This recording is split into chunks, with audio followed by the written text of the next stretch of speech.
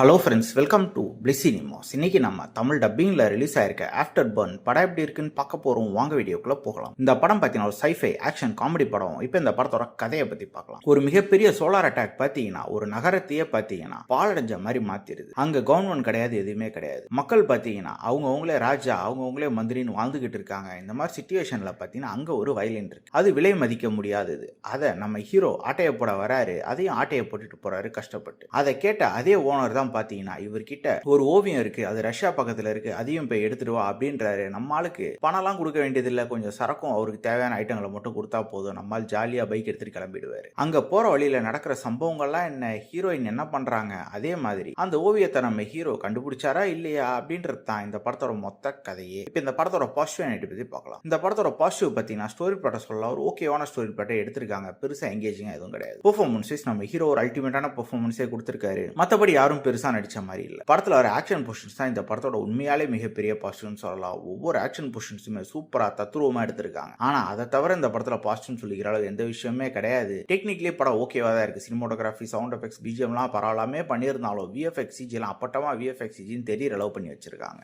சரி, screen place அது இன்ட்ரெஸ்டிங்கான ஸ்கிரீன் பிளேல எழுதி எடுத்திருக்காங்களான்னு பார்த்தீங்கன்னா அதுவும் கிடையாது. அவங்க இஷ்டத்துக்கு ஏனோ ஒரு படத்தை எழுதி எடுத்து வச்சிருக்காங்க. மொத்தத்தில் ஆக்ஷன் போர்ஷன்ஸ் பிடிக்கும்னா இந்த படத்தை நீங்க ட்ரை பண்ணி பார்க்கலாம். மற்றபடி ஒண்ணுமே கிடையாது. இது ஒரு பில் ஆவரேஜான படம் தான். வேணும்னா ட்ரை பண்ணி பாருங்க.